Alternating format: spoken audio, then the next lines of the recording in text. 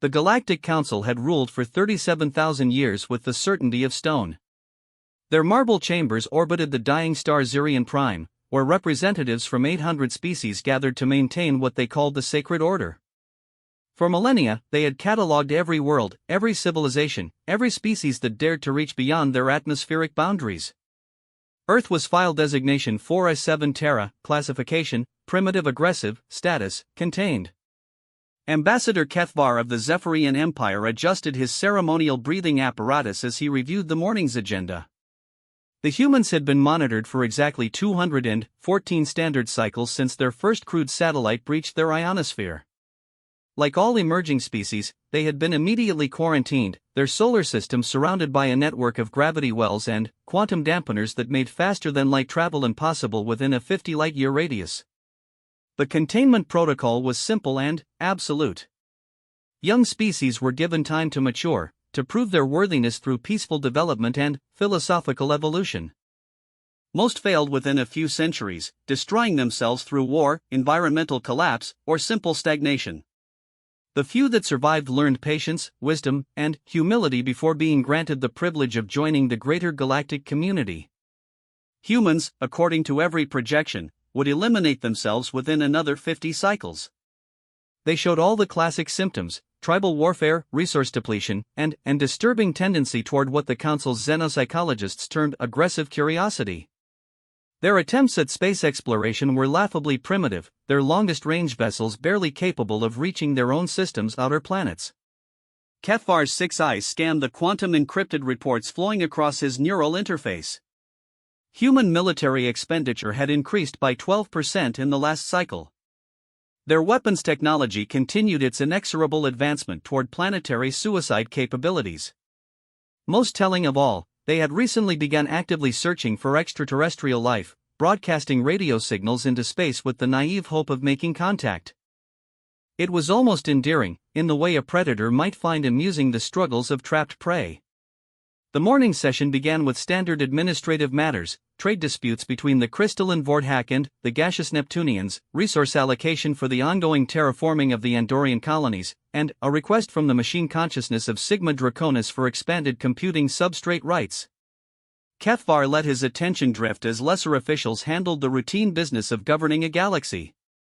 His focus sharpened when senior archivist Telmoth took the podium. The ancient being's form was barely recognizable as once having been biological, his consciousness now existing as patterns of light within a crystalline matrix that had survived 47 regeneration cycles. Honored Council, Telmoth's translated voice resonated through the chamber's acoustic dampeners. We have detected unusual quantum fluctuations in Sector 4S7. A holographic display materialized above the assembly, showing the familiar spiral of a minor galactic arm. One system pulsed with a soft red warning indicator. The human system? Kethvar found himself speaking before proper protocol demanded recognition. Several council members turned their various sensory organs toward him with disapproval. Indeed, Ambassador. Telmoth's photonic matrix flickered with what might have been amusement. Our monitoring stations have recorded 17 separate instances of what appear to be failed faster-than-light experiments within the last solar cycle. The humans are attempting to breach the containment barrier. A low hum of concern rippled through the chamber. This was not unprecedented, but it was troubling. Most contained species gave up on FTL research after a few failed attempts, accepting the apparent impossibility and turning their attention to other pursuits. Persistent attempts suggested either unusual intelligence or dangerous stubbornness. Council Prime Zarthok, whose species had been the first to achieve FTL travel over 50,000 years ago, activated the central speaker system with a thought. Her voice carried the weight of absolute authority. Analysis of threat level? Telmoth's matrix brightened as he accessed deeper data streams. Minimal. Their energy output remains within acceptable parameters. The containment field is experiencing stress fluctuations of less than 0.01%. At current technological progression rates, the humans would require approximately 4,700 cycles to develop sufficient energy manipulation capabilities to pose a legitimate threat to the barrier. Nevertheless, interrupted Ambassador Veltar of the Hegemony, his insectoid features clicking with agitation, we should consider acceleration of the elimination protocol. Aggressive species that refuse to accept natural limitations have historically proven problematic. Kefvar felt an unexpected stirring of something that might have been curiosity. In his 3 centuries of service to the Council, he had overseen the containment and eventual extinction of 12 emerging species. Most had been forgettable, following predictable patterns of self-destruction. But something about the humans nagged at him, a quality he couldn't quite quantify. "What is the nature of their FTL attempts?" he asked. Telmoth's data stream shifted to display technical readouts that few in the chamber could fully comprehend. Fascinating methodology, actually. Rather than pursuing the standard approach of gravitational manipulation or quantum tunneling, they appear to be experimenting with what they call Alcubierre drives, attempting to compress and expand spacetime itself. The chamber fell silent. Even the most advanced member species had required millennia to develop spacetime manipulation technology. The concept that a contained primitive species might stumble toward such techniques independently was disturbing. "Impossible," declared Ambassador Quindal of the Mechanist Collective, his cybernetic voice processing through multiple harmonic frequencies. "Their mathematics are barely sufficient for interplanetary travel. Spacetime manipulation requires computational matrices beyond their neurological capacity." And, yet, Telmoth continued, "their experiments show increasingly sophisticated understanding of relativistic physics. They have begun constructing what they term particle accelerators of unprecedented scale, and their theoretical physics papers reference concepts that approach the foundational principles of FTL mathematics." Kefvar accessed his personal data banks, calling up the restricted files on human development. What he found troubled him more than he cared to admit. Human technological advancement hadn't followed the standard curve. While most species developed in predictable patterns, agriculture, metallurgy, mechanical engineering, electronics, computation, and, finally, space travel, humans had repeatedly made quantum leaps that bypassed normal developmental stages. They had split the atom before fully understanding electricity. They had reached their moon using computational systems less sophisticated than the toys their children played with. They had begun theoretical work on faster-than-light travel while still using chemical rockets to escape their gravity well. It was as if they possessed an innate understanding that the universe could be bent to their will, regardless of what conventional wisdom declared impossible. Council Prime Zarthok's mental emanations carried the weight of growing concern. "Recommendations from the Science Directorate?" "Continue monitoring," Telmoth responded immediately. "Increase surveillance density by 3-fold. Prepare contingency protocols for enhanced containment measures should their progress accelerate beyond projected parameters." And, if they breach the primary barrier? The question hung in the chamber like a death sentence. In 37,000 years, only one contained species had ever managed to break free from Galactic Council quarantine. The Devourers had consumed 17 star systems before being stopped, their homeworld reduced to quantum dust as a warning to the universe. "Impossible," Veltar repeated, but his certainty sounded forced. "They lack the energy generation capabilities. Our quantum dampener network draws power directly from their star. To breach the containment field would require redirecting their sun's entire output for a sustained period of several standard years." Telmoth's matrix flickered with patterns that suggested deep computation. Ambassador Veltar raises an interesting point. Recent observations show anomalous construction projects on the human homeworld. Massive installations they refer to as fusion reactors and solar collection arrays. Their energy generation capacity has increased by 47% in the last 5 cycles. Kefvar felt the stirring of something that might have been respect. The humans weren't simply trying to break out of their cage through brute force. They were systematically addressing every limitation, building the infrastructure necessary to support their impossible dreams. "There's something else," Telmoth continued, his photonic patterns shifting to display a new set of data. "The humans have begun actively attempting to detect our containment network. They've launched what they call deep space probes specifically designed to map gravitational anomalies in their outer system." The implications struck the chamber like a physical blow. No contained species had ever detected the Council's monitoring infrastructure. The technology gap was simply too vast, the disparity in understanding too complete. It would be like expecting a microorganism to comprehend the mechanics of the microscope observing it. And, yet the data stream showed unmistakable evidence. Human instruments had detected and were analyzing the very gravity wells that kept them imprisoned. Council Prime Zarthok's mental emanations carried a note of something that might have been fear. How long until they can map the complete network? At their current rate of technological advancement, Telmoth calculated, streams of data flowing through his crystalline matrix, approximately 230 cycles. Unacceptable. Veltar's insectoid mandibles clicked with agitation. We must initiate the elimination protocol immediately. A species that can detect Council infrastructure while still contained represents an unacceptable long-term threat. But Kethvar found himself speaking again, surprising himself with the words. What if we're wrong? The chamber's attention focused on him like the weight of a collapsing star. To question Council policy was not merely unusual, it was unprecedented. Explain your meaning, Ambassador. Zarthok's mental voice carried dangerous undertones. Kethvar accessed his personal files again, projecting selected data into the chamber's holographic display. In 4 centuries of observation, humans have shown consistent patterns of behavior that don't match our standard species classifications. They don't develop logically. They make intuitive leaps that bypass normal technological progression. They refuse to accept limitations that would stop other species for millennia. He highlighted specific examples from the data streams. They achieved powered flight 74 years after the discovery of electricity. They reached their moon 66 years after powered flight. They split the atom and harnessed fusion power while still using wooden ships for ocean transport on parts of their world. They developed global communications networks while major portions of their population lived in pre-industrial conditions. The patterns were unmistakable once displayed in sequence.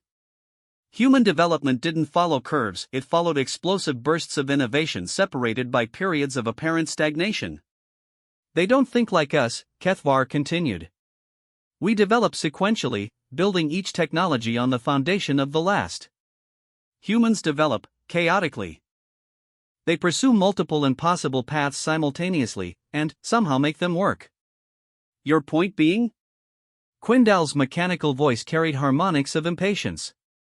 My point is that our projections may be fundamentally flawed. We're assuming human development will follow patterns established by other species. But, if their methodology is genuinely different? Kethvar let the implication hang in the chamber's recycled atmosphere. Telmoth's matrix brightened as he processed new calculations. Interesting hypothesis. If we adjust the projection models to account for nonlinear development, his photonic patterns shifted through complex configurations. Oh. The single word carried enough weight to silence the entire chamber. What is it, Archivist? Zarthok's mental emanations demanded immediate clarification. If Ambassador Kethvar's analysis is correct, and human development continues to follow historical patterns of chaotic innovation rather than sequential progression.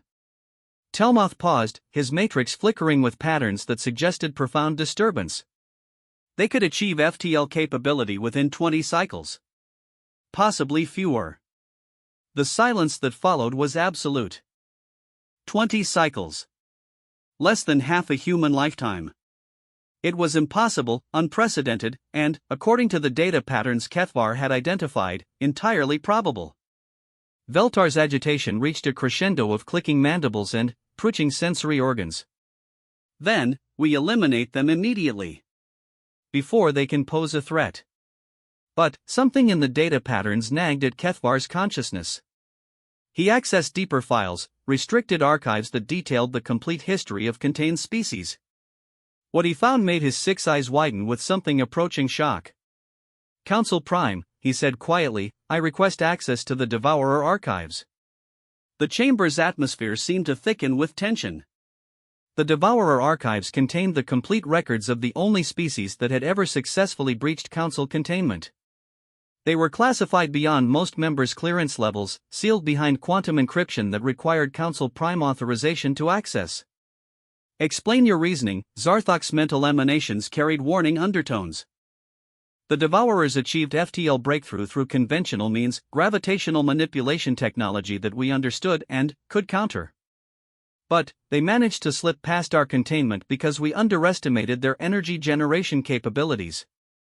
HFY highlighted specific data points from the human files. The humans are following a different path. Spacetime manipulation rather than gravitational control. And their energy generation growth curve. He let the data speak for itself. Human power generation capability was increasing at a rate that made the Devourer breakthrough look gradual by comparison. Council Prime Zarthok's mental emanations carried the weight of millennia. Authorization granted. Display Devourer archive correlation analysis. The chamber's holographic systems activated restricted data streams, displaying information that made several council members physically recoil. The Devourers had been contained for 2,000 cycles before their breakthrough. Their energy generation at the time of containment breach had been sufficient to power a small moon. Current human energy generation was already approaching 60% of that threshold.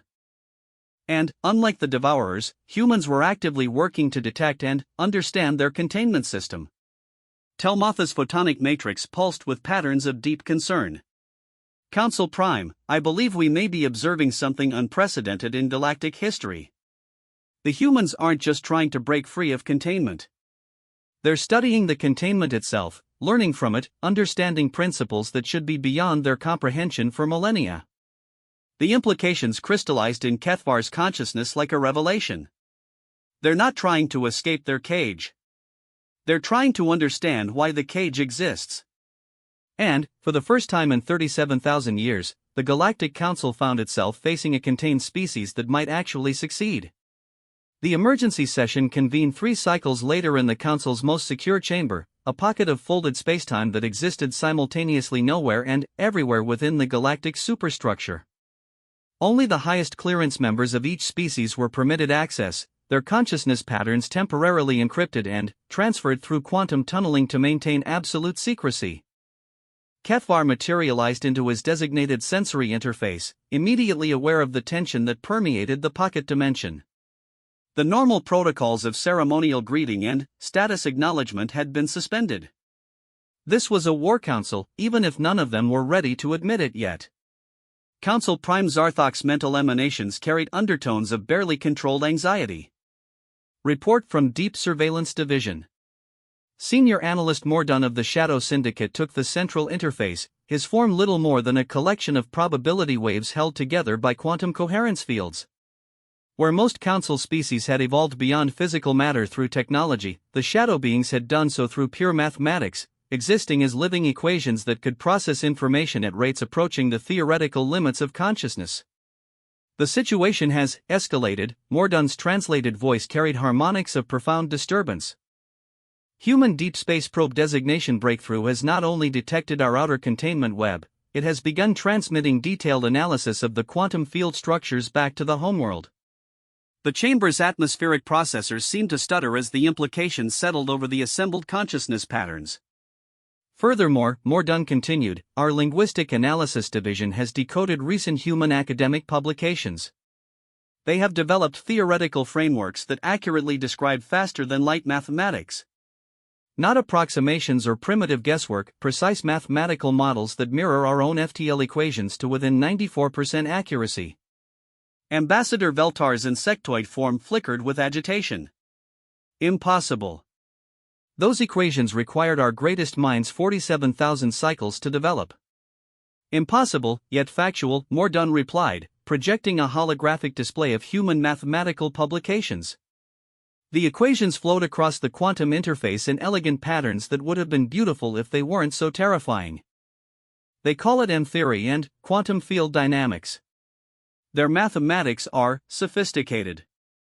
HFY studied the displayed equations with growing fascination and dread. Human mathematics weren't just sophisticated, they were innovative in ways that bypassed conventional approaches entirely.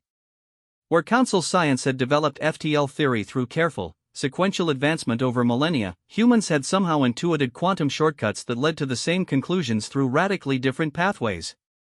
There's more, Mordun continued. human energy generation projects have accelerated beyond all projections. They have begun construction of what they term Dyson spheres, massive orbital installations designed to capture and redirect stellar energy. Current projections indicate they will achieve energy generation capacity sufficient to stress our containment barriers within 12 cycles. The silence that followed was filled with the quantum whispers of deep space itself. Council Prime Zarthok's mental emanations carried the weight of civilizational decision. Options? Eliminate them immediately, Veltar responded without hesitation. Deploy the Stellar Collapse Protocol. Their star goes nova, the system is sterilized, threat neutralized. Negative, interjected Ambassador Kriltok of the Merchant Federation, his crystalline form refracting multiple communication frequencies simultaneously. Stellar collapse in that region would destabilize the local quantum matrix. The resulting gravitational waves could damage infrastructure in 47 adjacent systems. Mordun's probability patterns shifted to display strategic analyses. Alternative protocols include targeted plasma bombardment, engineered pandemic release, or induced ecological collapse. Each carries acceptable collateral damage parameters. But Kethvar found himself reviewing the deeper surveillance files, patterns of human behavior that continued to defy every predictive model the Council had developed over millions of years of galactic management. What about the breakthrough probe? He asked. Neutralization is scheduled for the next cycle, Mordun replied. A minor asteroid impact, well within normal cosmic event parameters. No. Kethvar's response surprised even himself. What about its data? What happens when it suddenly stops transmitting? The chamber's attention focused on him with uncomfortable intensity. Explain your concern, Zarthok's mental emanations carried warning undertones. Kethvar accessed restricted behavioral analysis files, projecting human response patterns into the chamber's holographic matrix. Every time humans have lost deep space assets to natural causes, they've responded by building larger, more sophisticated replacements. When their first orbital installations failed, they developed redundant systems. When their early space probes malfunctioned, they launched multiple backup missions with improved technology. The patterns were undeniable once displayed in sequence. Humans didn't accept failure as a natural limitation. They treated every setback as a learning opportunity, every lost mission as data for the next attempt. If we destroy their probe now, they'll know something destroyed it. And they'll engineer their next probe to survive whatever killed the first one. Veltar's mandibles clicked with dismissive agitation. Irrelevant. We eliminate the species before they can deploy replacement systems. But Mordun's probability waves were shifting to process new calculations. Actually, Ambassador Kethvar raises a valid concern. Human behavioral patterns suggest that probe destruction would trigger what they term a space race, accelerated development of space-based assets with enhanced defensive and analytical capabilities. The shadow being's mathematical consciousness processed data streams at quantum velocities. If we destroy the probe, the humans will assume hostile alien intervention. Their response protocols include immediate military mobilization and crash development of what they term defensive measures. Current projections suggest this could accelerate their FTL development timeline to fewer than 10 cycles. The weight of the revelation settled over the chamber like a gravitational anomaly. Every standard containment protocol would actually accelerate the very breakthrough they were designed to prevent. Then, what do you suggest? Zarthok's mental emanations carry genuine uncertainty, a rare and troubling development. Kethvar continued studying the behavioral patterns, searching for options that didn't lead to either human extinction or galactic catastrophe. What he found made his consciousness recoil with shock. Council Prime, I need to access the historical archives. Specifically, the records of species integration protocols. The chamber's atmosphere shifted toward outright hostility. Integration protocols hadn't been used in over 20,000 cycles. The last species to achieve integration status had been the Ethereal Collective, and that had required 15,000 years of careful guidance and gradual introduction to galactic civilization. Integration is not an option, Veltar declared. Humans are classified primitive aggressive. They pose an unacceptable risk to galactic stability. Do they? Kethvar challenged, projecting new data streams into the holographic display. What if our classification is wrong? The evidence was there, scattered throughout the surveillance records for anyone willing to see it. Humans were aggressive, yes, but their aggression was directed toward limitations, not toward other species. They fought wars, but they also negotiated peace. They competed fiercely, but they also cooperated on scales that dwarfed most galactic civilizations. Look at their space program, Kethvar continued, highlighting specific historical data. Multiple competing nations, theoretical enemies, working together to explore their own solar system. They could have weaponized space decades ago, but instead they've maintained it as a zone of international cooperation. Temporary cooperation, Veltar protested. All primitive species show brief periods of collaboration before reverting to tribal warfare. But the data told a different story. Human international cooperation had been increasing steadily for over a century. Their wars had become smaller and less frequent. Their technological development had become increasingly collaborative, with scientific discoveries shared openly across national boundaries. Mordan's probability matrices flickered with new calculations. Interesting. Human behavioral evolution suggests a species in transition from tribal to planetary consciousness. Their technological acceleration corresponds directly to increased global cooperation levels. They're not becoming more aggressive, Kethvar realized.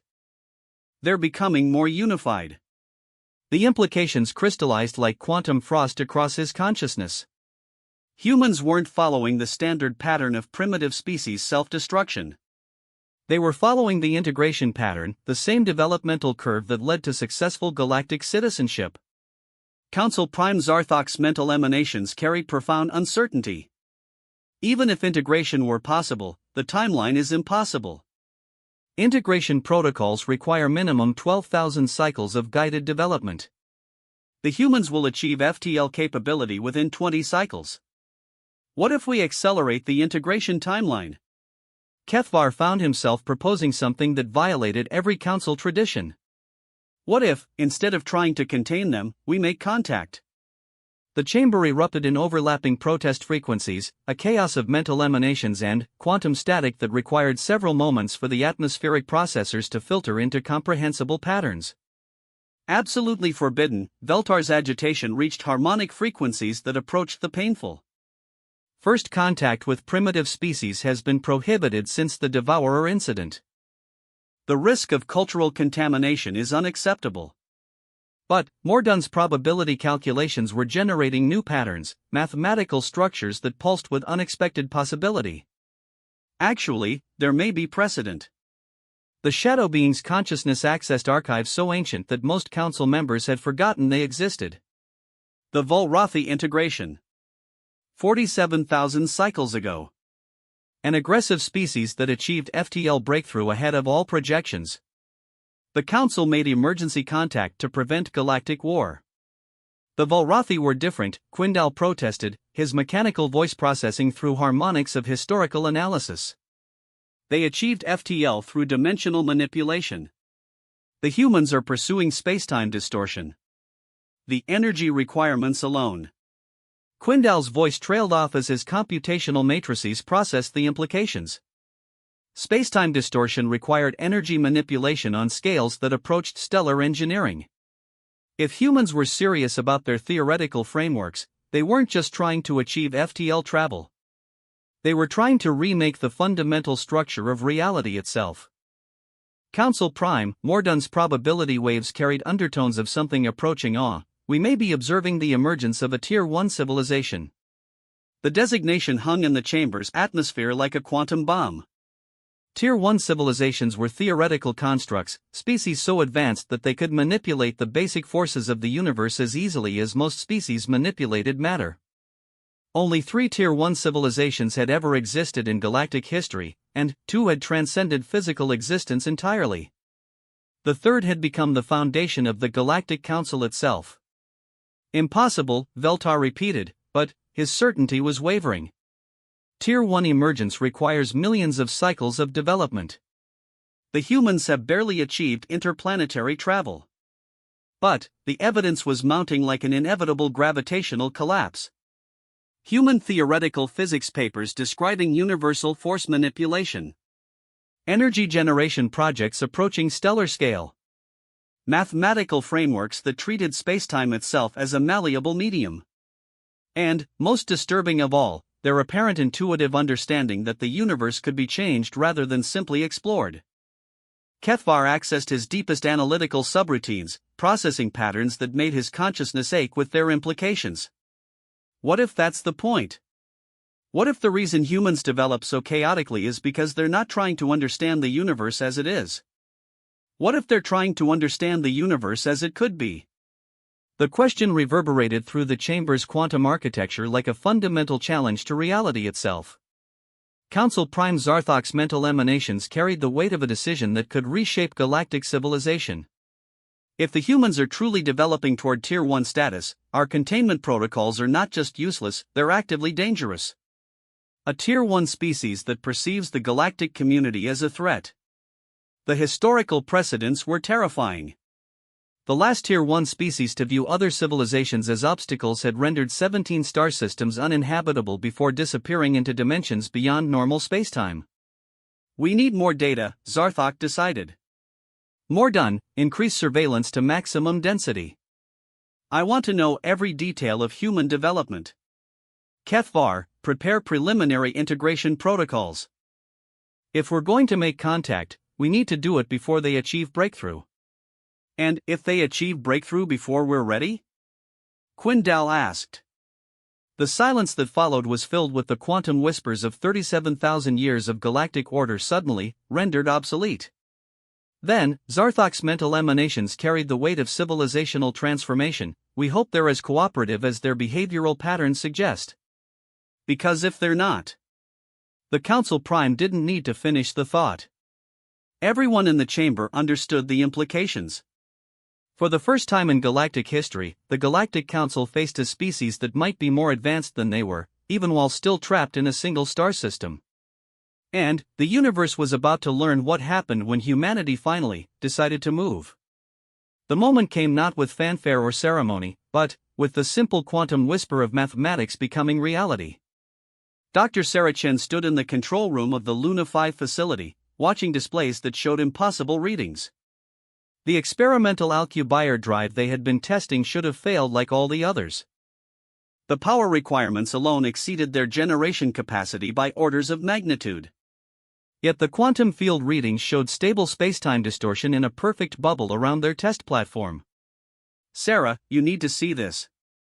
Dr. Marcus Webb's voice carried an edge of barely controlled excitement from the monitoring station. We're not just bending spacetime. We're doing it efficiently. The numbers on his screen defied every theoretical framework they had developed. The energy requirements for maintaining a stable warp bubble should have consumed the entire output of their fusion reactors. Instead, they were operating at 67% capacity, and the field was growing stronger. That's impossible, Sarah breathed, but even as she spoke, she was accessing deeper analytical subroutines, trying to understand what they had stumbled upon. The answer, when it came, made her consciousness reel with implications that stretched beyond anything they had dared hope. Marcus, she said quietly, I don't think we invented this drive. I think we discovered it. 300 light-years away, in the emergency session chamber of the Galactic Council, alarms were screaming through every quantum frequency. Senior analyst Mordun's probability matrices had collapsed into chaotic patterns of pure mathematical terror. Council Prime, the humans have achieved stable spacetime manipulation. Energy efficiency readings they're impossible. The displays showed data that violated every known principle of FTL physics. The human experimental drive was operating at energy levels that should have been utterly insufficient, yet maintaining field stability that approached council-level technology. Ambassador Kefbar stared at the readings with something approaching religious awe. They're not trying to brute force their way through spacetime. They're asking it to cooperate. Impossible, Veltar protested, but his certainty had long since evaporated under the weight of accumulating evidence. Spacetime manipulation requires precise gravitational matrix calculations, quantum field synchronization algorithms that took us millennia to develop. But the human approach was entirely different. Instead of trying to control universal forces, they appeared to be working with them, finding natural harmonics in spacetime itself that amplified their technological capabilities beyond theoretical limitations. Council Prime Zarthok's mental emanations carried the weight of impending transformation. How long until they can achieve interstellar flight? Mordan's calculations processed through quantum uncertainties that made prediction nearly impossible. Unknown. Their methodology is so fundamentally different from standard FTL development that our projection models are useless. They could achieve breakthrough within cycles, or they could discover principles that transcend our understanding of faster-than-light travel entirely. The implications hung in the chamber's atmosphere like a gravity well of inevitability. Council Prime, Kethvar said quietly, I request permission to initiate contact protocols. Back on Luna 5, Sarah Chen was discovering that the universe was far stranger than anyone had imagined. The successful test had triggered a cascade of discoveries that challenged every assumption about the nature of reality. The Alcubierre drive wasn't just bending spacetime, it was revealing structures within spacetime that human science had never suspected existed. Sarah, look at this. Marcus had been analyzing the quantum field recordings for 3 hours, and his voice carried a note of profound disturbance. The field isn't random. There are patterns in it, structures that look almost artificial. The data streams showed spacetime itself contained what appeared to be regulatory mechanisms, invisible barriers, and channels that guided the flow of quantum energy along specific pathways. It was as if the universe had been engineered to allow faster-than-light travel, but only for civilizations that approached the problem with sufficient cooperation and understanding. My God, Sarah whispered, processing the implications. We're not the first ones to do this. The evidence was undeniable once they knew what to look for. The quantum structures around their solar system showed clear signs of artificial modification, barriers, and dampening fields that had been containing their spacetime experiments for decades. Someone had been watching them, limiting their capabilities, waiting for them to develop the wisdom and cooperation necessary to be trusted with true FTL technology. Marcus accessed the deep space probe data. All of it. Look for gravitational anomalies in the outer system. The analysis took 17 minutes. When it finished, both scientists sat in stunned silence, staring at a three-dimensional map of their solar system that showed a complex network of artificial structures controlling spacetime itself around their sun. They were in a cage. And their successful Alcubierre test had just proven they were ready to leave it. The contact came 6 hours later, not through radio or quantum transmission, but through a modulation of their own experimental warp field. Patterns of spacetime distortion that carried meaning, mathematical structures that bypass language entirely to communicate directly through the universal principles of physics. Sarah and Marcus stood in the Luna 5 control room, watching their displays translate the first interstellar message in human history into something their minds could comprehend. Greetings, species of Earth. You have achieved the threshold of galactic citizenship. Your containment period has ended. Representative will arrive for formal contact in your time measurement, 72 hours. Prepare for integration into galactic community. Do not be afraid. The message repeated 3 times before fading, leaving the two humans alone with the knowledge that everything they thought they knew about their place in the universe had just become obsolete. Marcus was the first to find his voice. Sarah, what do we tell everyone? But, before she could answer, their communication systems activated with incoming signals from every major space agency, university, and government on Earth. The spacetime modulation had been detectable to every quantum sensor on the planet. Humanity had just learned, all at once, that they were not alone. And that they never had been. In the council chamber, Ambassador Kethvar was preparing for the most important diplomatic mission in galactic history. Remember, Council Prime Zarthok's mental emanations carried both hope and warning. The humans may appear primitive, but their theoretical frameworks suggest understanding that rivals our most advanced civilizations. Approach them as equals. Equals? Veltar's protest carried harmonics of disbelief. They have barely left their homeworld. They have discovered principles of spacetime manipulation that allow them to work with universal forces rather than against them. Mordan corrected, his probability matrices still processing the implications of human achievement. That suggests a level of intuitive understanding that took most council species millennia to develop. HFY reviewed the integration protocols one final time, marveling at how inadequate they seemed for this unprecedented situation. Every previous integration had involved species that developed along predictable pathways, reaching technological thresholds that could be measured and verified. The humans had bypassed normal development entirely, achieving breakthrough through methods that challenged the Council's fundamental understanding of how civilizations evolved. What if they refuse integration? He asked.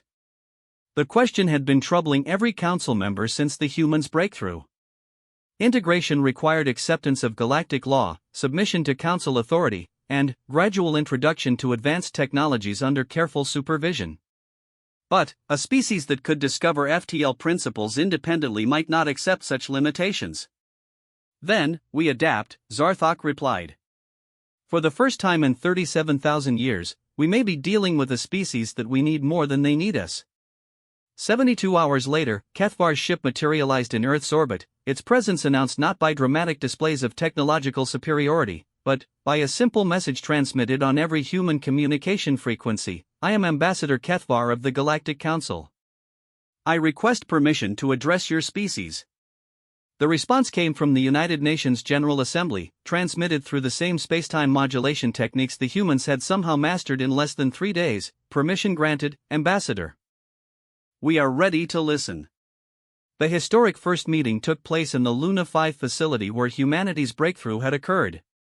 HFY materialized through quantum transportation directly into the station's main conference room, his 6 eyes taking in the primitive yet somehow elegant human technology that surrounded him. Sarah Chen and Marcus Webb stood at one end of the room, flanked by representatives from every major Earth government and space agency. They looked exactly as the surveillance records had suggested: bipedal mammals with soft features and remarkably expressive eyes that seemed to hold depths of understanding that belied their species' apparent technological limitations. Dr. Chen, Dr. Webb, HFY said, his translation systems converting his thoughts into sounds the humans could comprehend. Congratulations on your breakthrough. You have achieved something that most species require thousands of years to develop. Sarah stepped forward, her posture conveying confidence tempered with appropriate caution. Thank you, Ambassador. We're honored by your presence. Though I have to ask, how long have you been watching us? The directness of the question caught HFY off guard. Most newly contacted species spent considerable time on ceremonial greetings and expressions of wonder. Humans, apparently, preferred to get straight to the point. Your species has been under observation for 214 of your years, he replied honestly. Standard protocol for emerging civilizations. Standard protocol includes containment barriers designed to prevent FTL development? Marcus asked, his tone carrying no accusation, merely scientific curiosity. Again, the directness was unexpected. And concerning. It meant the humans understood far more about their situation than any contained species should. Yes, HFY admitted. Most emerging species require guidance before they can safely interact with galactic civilization. Sarah and Marcus exchanged a look that seemed to carry volumes of unspoken communication. And yet, Sarah said carefully, we achieved FTL breakthrough despite your containment systems. Which suggests either your technology isn't as advanced as you believed, or our approach is fundamentally different from what you expected. The observation struck HFY with the force of a revelation. In a handful of words, this human scientist had identified the core issue that had been troubling the Council for cycles. The latter, he admitted. Your methodology appears to work with spacetime rather than attempting to control it. This suggests understanding of universal principles that most species take millennia to develop. Or, Marcus said quietly, it suggests that the universe is more cooperative than most species assume. The words hung in the station's recycled atmosphere like a fundamental challenge to the Council's entire approach to technological development. For 37,000 years, galactic civilization had been built on the assumption that advanced technology required the application of overwhelming force to bend universal laws to technological necessity. But what if the humans were right? What if the universe was designed to cooperate with species that approached it with sufficient wisdom and humility? Ambassador, Sarah continued, we appreciate the Council's concern for galactic stability. But, we need to understand what happens now. Kethvar accessed his integration protocols, suddenly, aware of how inadequate they seemed. Normally, newly contacted species undergo integration procedures designed to gradually introduce them to galactic civilization. The process typically requires several thousand years. We don't have several thousand years, Marcus replied. Our breakthrough has triggered global mobilization. Every major power on Earth is now racing to develop FTL technology. Within months, we'll have dozens of experimental drives operating throughout our system. The implications crystallized in Kethvar's consciousness like quantum frost. The humans weren't just individuals who had achieved breakthrough, they were representatives of a species that was about to achieve mass FTL capability with no guidance, no limitations, and no understanding of the galactic consequences. Ambassador, Sarah said gently, I think we need to discuss this as equals. Because whether either of us likes it or not, we're about to become a spacefaring civilization. The question is whether we do it with your cooperation or in spite of your containment efforts. For the first time in his 3 centuries of diplomatic service, Kethvar found himself facing a species that was offering to negotiate rather than seeking permission. And, for the first time in galactic history, the Council was going to have to accept that negotiation as an equal partnership. Dr. Chen, he said finally, I believe we do indeed need to talk. As equals. 3 months later, the first human starship crossed the boundary of their solar system, its Alcubierre drive functioning at efficiency levels that continued to astound galactic scientists. Behind it came 17 more vessels, each representing a different Earth nation or coalition, all working together under the framework of treaties that had been negotiated in the largest diplomatic effort in galactic history. The universe watched in silent anticipation as humanity took its first steps into the cosmic community. Not as subjects seeking guidance, not as primitives requiring supervision, but as partners bringing new perspectives on the relationship between consciousness and cosmic force. Ambassador Kethvar stood on the bridge of the lead human vessel, watching stars that had been unreachable for millions of years suddenly become destinations. Beside him, Dr. Sarah Chen monitored quantum field readings that showed spacetime itself responding to human presence with what could only be described as enthusiasm. Ambassador, she said quietly, I have a question. Yes? In your 37,000 years of galactic civilization, how many species have achieved FTL breakthrough through cooperation with universal forces rather than domination of them? Kethvar processed the question through his analytical matrices, accessing databases that spanned the entire history of galactic development. The answer, when it came, filled him with something that might have been hope. None, he replied. You're the first. Sarah smiled, the expression carrying depths of understanding that seemed to encompass the transformation of civilization itself. Then, I think we're all about to learn something new about how the universe really works. As if in response to her words, the spacetime around their ship began to resonate with harmonics that had never been detected before, patterns of cosmic force that suggested reality itself was adjusting to accommodate a new kind of consciousness moving through its infinite depths. The universe had learned that Earth could move. And, in that movement, everything was about to change.